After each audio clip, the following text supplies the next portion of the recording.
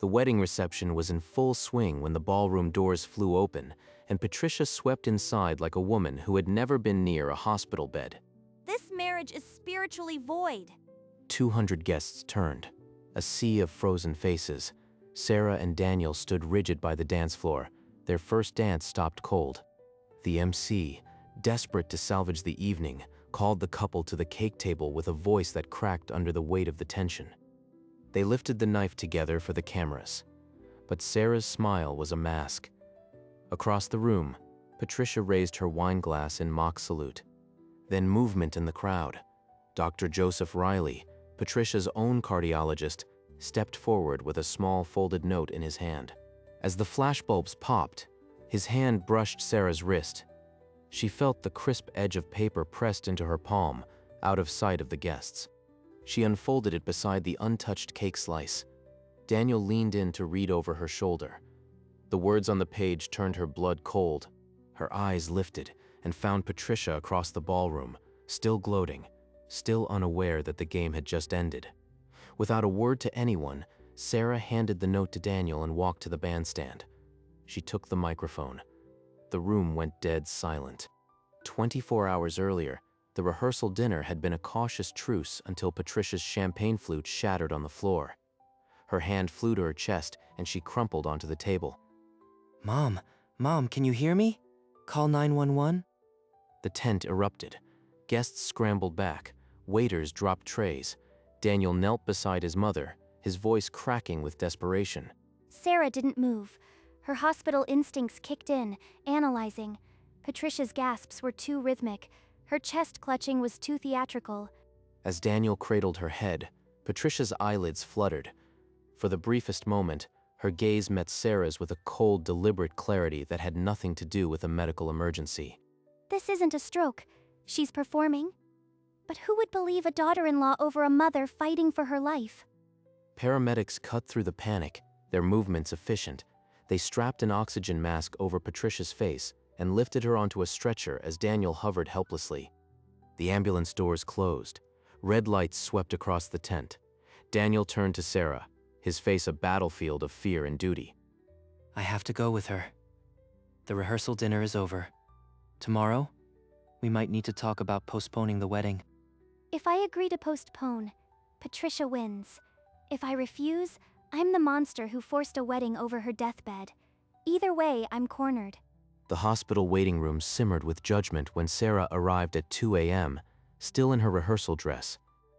Daniel's aunt wept loudly, announcing to the hallway that if Patricia died, Sarah's selfishness would be the cause.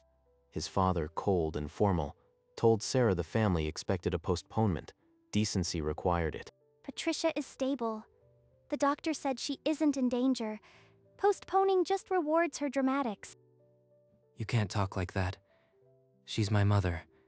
People will think I abandoned her. They already think I'm after your money. One more rumor won't break me.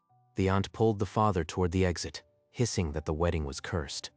The door slammed shut. Daniel and Sarah stood alone in the humming light. He didn't take her hand. The gap between them widened. She's not just faking. She's forcing a choice, and if I don't prove it, Daniel will forever resent me. Without another word, Sarah walked past him, heading to the ICU. Patricia's performance wasn't over yet. Sarah pushed open the ICU door.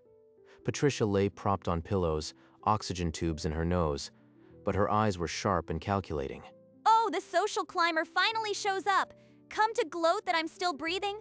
For 18 months, Sarah had endured that word social climber, whispered at dress fittings, at country club introductions, always in Daniel's absence. I came to see if you were as sick as you pretended. You look remarkably well for a woman who just had a stroke. Careful, dear. Stress could cause another episode. In fact, if you go through with this wedding, I might not survive the ceremony. The words were a confession wrapped in a warning. No real patient would talk like that. A flood of memories. Patricia sneering at the modest engagement ring, calling her a gold digger at the rehearsal dinner, telling Daniel he could do better. I'm marrying your son tomorrow. You can have all the strokes you want, but I won't let you control him anymore. Patricia's mouth tightened, but she didn't break character. She just turned her head toward the window, dismissing her. She'd handed me the threat on a platter. Now I just needed evidence that would survive a ballroom. The morning of the wedding, Sarah sat still as the stylist pinned the veil into her auburn waves. 18 hours since I left the ICU.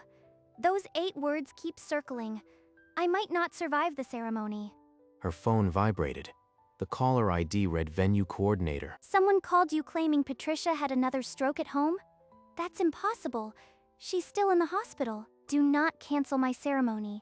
If anyone calls again, tell them the bride will walk no matter what. She cut the call and stared at her engagement ring on the vanity, then slid it back onto her finger with deliberate care. So Patricia sent a proxy to claim a second attack. She's not just faking, she's orchestrating sabotage. She stood, the train of her gown pooling behind her, and walked out of the suite without looking back. In the car, her hands lay still on her bouquet, but her mind was a war room. The ceremony would proceed, but under siege. If Patricia wants a war, then I'll bring one, and I'll walk straight into that church. The garden ceremony began under a golden sun. Sarah stood at the end of the aisle, her bouquet trembling only slightly, but before the music swelled, a phone buzzed loudly in the front row. A cousin answered, then turned with a look of horror. Whispers rippled through the rows. Patricia had suffered another stroke at the hospital. A doctor had called. She was crashing. All eyes swiveled to Sarah. The wedding coordinator stepped forward, but Sarah raised one hand. The music started. She said she'd have a stroke before the altar. This is just her proxy, a lie to stop me. I will not stop. Daniel stood at the altar, his face unreadable as she approached, the murmurs dying behind her. Under the arch, they exchanged vows. Their voices were steady, but the space between them was electric with unspoken fear. I do. No matter what comes. The officiant pronounced them husband and wife. They kissed under the arch, but the applause was hesitant, fractured. As they walked back down the aisle, the first thing both of them noticed was the empty chair. The white rose someone had placed on it now wilted. The reception ballroom glowed with golden string lights, but the first dance had barely begun when tension still clung to the air. The music swelled as Sarah and Daniel turned, but a commotion at the doors drew every eye. Patricia pushed through the entrance, not in a hospital gown but a beaded dress, her posture upright, her face flushed with performative fury. You think you can marry when God has struck me down? This wedding is a falsehood, and your vows are empty. As the room fell silent, her diamond bracelet caught the chandelier light, a defiant glint. She timed it perfectly. The moment we're the center of joy, she steals it back. Daniel stood frozen, his jaw clenched. For 3 full seconds, he didn't move, caught between the woman he loved and the mother he'd trusted. Mother, you're supposed to be in the ICU. What are you doing here? I was healed by the truth, Daniel. This marriage is cursed, and I'm here to save you. Sarah lifted her chin, her fingers tightening on Daniel's hand. The battle for the truth had barely begun, and she was already outnumbered. The MC, desperate to bypass the unfolding spectacle, announced the cake cutting. The room exhaled, grateful for a scripted event. Sarah and Daniel walked toward the towering white cake, their steps measured, a quiet defiance against Patricia's theatrical storm. Patricia had commandeered a front row seat, her glass lifted, her smile ablaze. She was waiting for the perfect moment to strike again. That smile. She thinks she's already won. But this is our moment, and I won't let her poison it. Across the room, Dr. Joseph Riley had been observing silently. His face was unreadable, but his hand had been inside his jacket pocket for the last 10 minutes. A cake? How adorable. Let's hope it doesn't turn to ash in your mouths like this cursed union. Sarah didn't flinch. She placed her hand over Daniel's on the knife handle and looked only at him, shutting out the poison. The knife touched the icing. Cameras flashed. A shudder of breath held by 200 guests was the only sound. Then Dr. Riley moved. He stepped out of the crowd and stood at the edge of the cake table, his eyes locked on Sarah's. His hand emerged from his pocket. The look on his face was a promise. Whatever he held, it was the weapon I'd been praying for. Under the cover of applause and camera clicks, Dr. Riley's hand met Sarah's. Paper passed between them like a secret currency. The note was folded tight, the hospital logo barely visible. My fingers recognized it before my brain did. She unfolded the paper beside the cake knife, her smile still fixed for the lenses, while Daniel leaned closer. The handwritten message was brief and devastating. Patricia instructed me to fabricate a stroke diagnosis weeks before the rehearsal dinner. The episodes were staged. 18 months of manipulation condensed into 4 lines. The proof I'd begged for. Daniel's whisper scraped against her ear. She faked it? His hand pressed against her back, trembling. Sarah nodded, her eyes never leaving the note. Dr. Riley's eyes met Sarah's over Daniel's shoulder, and he nodded once, a silent covenant. Now we had the weapon, but using it meant nuking Daniel's family in front of everyone. She crumpled the note in her fist and looked at her husband. The cake was cut, the photos taken, but nothing about this wedding would ever be sugar-coated again. Daniel pulled her away from the cake table, through a service door into a quiet corridor. The noise of the reception muffled behind them. He still hadn't read the whole note. I needed him to see it all before she could twist this again. Show me everything. Every word. Sarah smoothed the crumpled paper against the wall. The fluorescent light caught the additional lines. Trust fund irregularities, unexplained withdrawals, embezzlement. She stole from my trust? To fund this? Fraud? His hands shook, not with grief, but with a slow-building fury that Sarah had never seen in him before.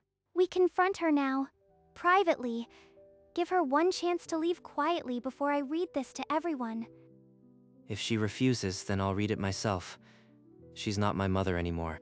Sarah folded the note back into a tight square and tucked it into her bouquet. They walked back into the ballroom side by side. The guests were laughing, oblivious. Patricia was holding court at a front table. Sarah's grip on Daniel's arm tightened. It was time. Sarah and Daniel approached Patricia with quiet steel, and Daniel gestured toward a small side room off the ballroom. Mother, we need to speak. Now. Patricia followed with theatrical indifference, adjusting her diamond bracelet as if the entire reception was beneath her. Inside the empty room, Sarah extracted the note, smoothed it against the mirror frame, and held it up so Patricia could read her own cardiologist's handwriting. Patricia instructed me to fabricate a stroke diagnosis. Your own doctor wrote this. It's over. That old fool has been trying to ruin me for years? You think a scribbled note will hold up in court? She laughed, but it was hollow and thin, and she stepped back toward the door with eyes that calculated her next maneuver. Go ahead, read it to your little party. I'll sue for defamation, and Daniel will lose his inheritance fighting me. Make a scene, I dare you. She swept out of the room, leaving Sarah and Daniel in the hollow silence, the note still clutched in Sarah's hand. She called our bluff because she thinks we're afraid of the fallout. Now we have to prove her wrong. By the time they stepped back into the ballroom, Patricia had already commandeered the center of the floor, spinning a fresh tale to a circle of relatives. Her voice, pitched for every ear, dripped with manufactured injury. That gold digger tried to frame me with a forged medical note. I saw the doubt on their faces, the way they looked at me like I was a problem, not a bride. She's already rewritten the story. If we don't shut this down now, it'll follow us forever. Across the floor, Dr. Riley stood with arms crossed, his steady gaze a silent permission. I'm not letting her control the narrative one more minute. I'm reading the note aloud. Then we do it together. I'm done being her hostage. Sarah walked through the parting crowd toward the bandstand, the train of her gown hissing against the floor. She caught the band leader's eye and raised one hand. The music died. 200 people stared, and in my hand was the truth. No more private silence. This ends now. The spotlight found Sarah like a verdict. She unfolded the note once more, the paper rustling into the microphone, and every breath in the room stopped. Good evening. Before the celebration continues, there is something every person in this room deserves to hear. This is outrageous. Someone stop this charade. A wave of murmurs broke, but then a voice from a back table, Daniel's uncle, cut through. Sit down, Patricia. Let the bride speak. I'm holding a medical note written and signed by Dr. Joseph Riley, the cardiologist Patricia herself chose. He's a senile old man who's been jealous of this family. This is defamation. Mother, sit down or I will have you removed. Everyone will hear this. and then you can explain yourself to the authorities. The note states that the two so-called stroke episodes were deliberate fabrications, requested by Patricia before the rehearsal dinner. The ballroom hardened into a single held breath. Patricia's champagne glass wobbled, then stilled. 200 faces turned toward her like a tribunal. I am going to read this document aloud, word for word, so there is no confusion, no shadow, and no more lies. Sarah held the paper close to the microphone, and her first words fell like gavel strikes. I, Dr. Joseph Riley, hereby document that my patient Patricia Foster instructed me to fabricate a stroke diagnosis and confirm it as genuine on 2 separate occasions. The ballroom gasped. 200 guests turned to where Dr. Riley stood against the far wall, his arms still crossed, his chin lifted. He did not flinch. He met the crowd's stare and nodded once, a professional oath against a lie. The rehearsal dinner episode was a deliberate performance. I found no cardiac abnormalities.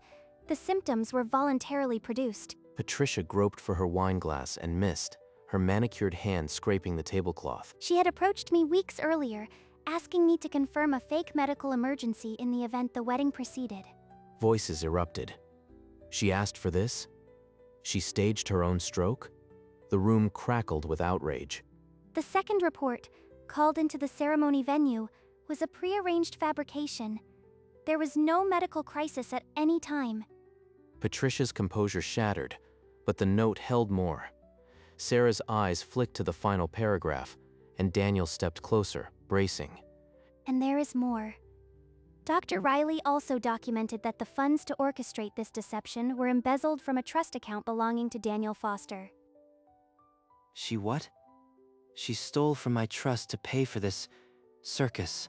Patricia stumbled backward toward the doors, but a wall of relatives blocked her path, their faces set like stone. The withdrawals matched the dates of the fake episodes. You used your own son's inheritance to destroy his wedding. You paid someone to call my wedding? To sabotage it while you played the victim? This is a conspiracy. That doctor is a liar and that note is a forgery. None of this will stand. But the room had already judged. Guests rose from their chairs, some in disbelief, others in cold fury. The tide had turned. The note has been sealed and notarized. The bank records exist. The truth is no longer yours to control. Daniel's hands became fists at his sides. He took a measured step toward his mother, his voice a low growl that silenced the room. You will explain every cent. But not here. You are done poisoning this room. We are finished with you. Patricia's voice cracked. I was only borrowing it for his education. I meant to pay it back. Daniel's voice was ice. You stole from my childhood inheritance. There is no education lie that covers this. Sarah lifted the note. The note concludes, Patricia Foster is in perfect cardiac health. Her claims of illness are fabricated. Dr. Riley stepped forward. As her physician, I confirm that statement is accurate and documented. Patricia's face drained of all color. Her eyes darted around the room, searching for an ally but found none. She whispered, almost to herself. This doesn't change anything. Daniel, you're my son. No one in the room spoke for her. Even her closest relatives turned their backs. The staff stopped serving. Daniel looked at Sarah, and in that glance was the weight of a final decision. Sarah handed him the note, folded now into a tight square. He tucked it into his jacket. Patricia slumped into a chair, her empire of lies reduced to a single crumpled piece of paper. Daniel crossed the silent ballroom, each footstep a pronouncement. He stopped in front of the chair where his mother sat clutching nothing. He reached down, closed his hand around her wrist, and pulled her upright. The touch was not gentle. It was the grip of finality. We are done. You are no longer welcome in our lives, ever. Daniel, please. He's poisoned you against me. He took her elbow and steered her toward the doors. She stumbled, her beaded gown catching on the carpet, but he kept her moving. The guests parted without a word, creating a corridor of turned backs and averted eyes. A single woman clasped her hands as if in prayer. At the threshold, Patricia hesitated, her body suddenly heavy, but Daniel's hand on her back pushed her forward into the cold night air. Leave, and don't come back. The doors swung shut behind her, and the latch clicked like a final nail. A collective exhale washed through the ballroom. In the back seat of the waiting car, Patricia's face crumpled, but she did not look back at the golden lights of the ballroom fading behind her. The moment the latch clicked, a burst of applause broke from a back table and rolled across the ballroom like a tide. Not everyone clapped, but enough did. The sound was ragged, surprised, and unmistakably grateful. Daniel walked back towards Sarah, the crowd parting for him as if he still carried the weight of the last hour. Sarah stepped off the low stage, and when he reached her, she didn't speak. She just wrapped her arms around his neck and held on. It's over. For good. The bandleader, watching, lifted his baton. The first notes of a slow song rose, tentative at first, then gaining confidence. Couples tentatively returned to the floor.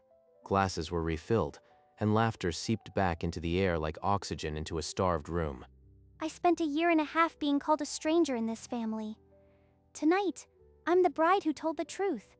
The wedding had not been picture perfect, but it was finally, irreversibly theirs. Later, when the dancing had claimed the room, Daniel touched Sarah's elbow and led her through the French doors onto the terrace.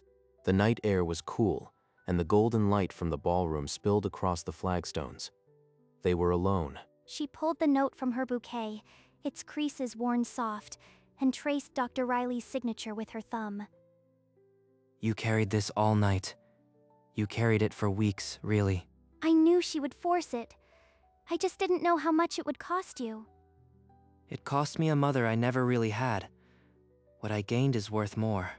He took the note from her, folded it again, and slipped it back among the roses in her bouquet. That paper is our proof, but it's also our freedom. We don't need it anymore. They stood there, her head against his chest, the music muffled behind the glass doors. Then he kissed her, not with the ceremonial brevity of the altar, but with the gravity of everything they had survived. They slipped back inside to a near-empty ballroom, the band packing up, the chandeliers dimmed to a soft amber glow. Only the piano player remained, touching a familiar melody.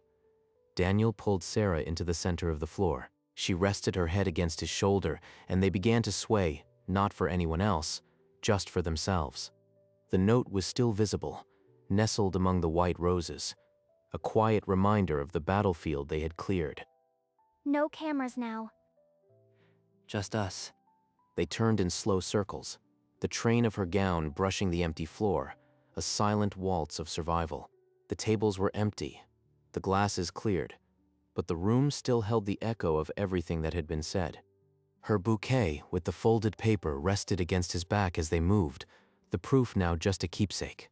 And in the middle of the silent hall, under the last of the golden lights, they danced into their future. As the music settled into silence, they finally stopped moving, but Sarah didn't loosen her hold on him. The note felt heavy with what it had done, but also light as a feather now.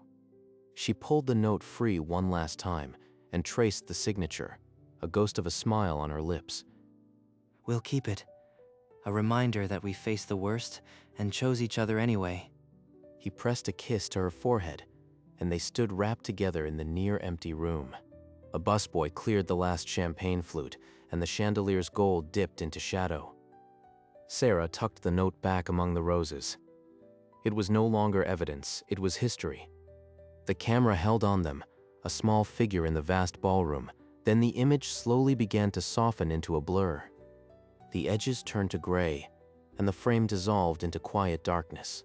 And then the screen faded to black, leaving only the echo of a dance that no lie could steal. Quietly, the ballroom emptied, and the night stretched into silence. But in the days that followed, the world outside began to catch up. The trust was fully restored, and Patricia was charged with embezzlement and fraud. But that is another story, for another time. What mattered tonight was not the legal battles ahead. It was the dance they shared when no one was watching. The note, once a weapon, now just a folded paper among the roses. Because sometimes the greatest victory is not in a courtroom. It is in the quiet moment when two people hold each other and know the storm is past. And on that night, Sarah and Daniel danced into their forever.